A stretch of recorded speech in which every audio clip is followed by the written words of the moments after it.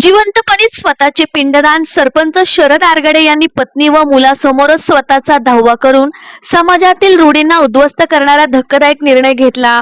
नगर जिल्ह्यातील सरपंच शरद आरगडे यांनी समाजाला हादरवून टाकणारा निर्णय घेत पत्नी व मुलाच्या उपस्थितीत जिवंत असताना स्वतःचे पिंडदान व दहाव्याचा विधी पार पाडला.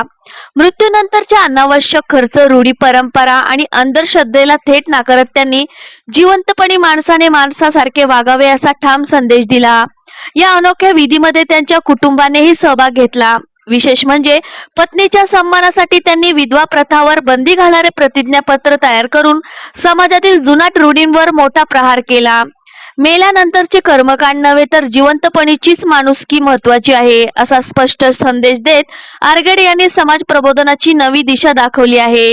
ही घटना परिसरात चर्चेचा आणि वादाचा विषय ठरली असून अनेकांनी याला धाडसी सामाजिक क्रांती म्हटले आहे. नमस्कार, मी सरपंच शरद आरगडे, ग्रामपंचायत सौंदाळा, तालुका नेवासा, जिल्हा अहिल्यानगर. आज मी माझा स्वतःचा जिवंतपणी दावा आयोजित केलेला होता. सदरचा हा जो काही प्रबोधनाचा कार्यक्रम म्हणून हा कार्यक्रम केलेला आहे. दशक्रियाविधीच्या निमित्ताने आपण बघतो कावळा शिवला नाही की त्यावेळी त्याच्यानंतर मग पितृदोष वगैरे किंवा कावळ्याचे तासनतास वाट बघणे, या सगळ्या गोष्टीच्या ह्या अंधश्रद्धेतून निर्माण झालेल्या गोष्टी आहेत, त्या आपण सोडून दिल्या पाहिजेत. कावळ्याला माणूस जिवंत आहे की मृत आहे हे काही माहिती नसतं. कावळा हा फक्त आणि फक्त अन्न खाण्यासाठी त्या ठिकाणी आलेला असतो. हे आम्हाला कुठेतरी दाखवून द्यायचं होतं. म्हणून खऱ्या अर्थाने आज मी स्वतःचा दावा त्या ठिकाणी केलं. माझी पत्नी आणि मुलगा त्यासाठी पिंडदान करण्यासाठी आम्ही त्यांना बसवलं. पूजा वगैरे सगळ्या गोष्टी प्रतिकात्मक आम्ही त्या ठिकाणी केल्या.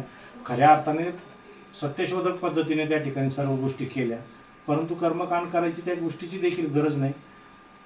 याच्यातून फक्त हेच सांगायचं आहे की छोट्या छोट्या ज्या सामुदायिक जास्त लोक एकत्र येऊन होणाऱ्या ज्या अंधश्रद्धा आहेत ह्या दूर जर झाल्या तर मोठ्याला अंधश्रद्धा निर्माण होणार नाहीत आणि अशोक खरातसारखे, गडगेसारखे भोंदू निर्माण होणार नाहीत. या गोष्टींना खतपाणी मिळणार नाही. म्हणून खऱ्या अर्थाने हा प्रबोधनाचा कार्यक्रम आज आयोजित केला होता.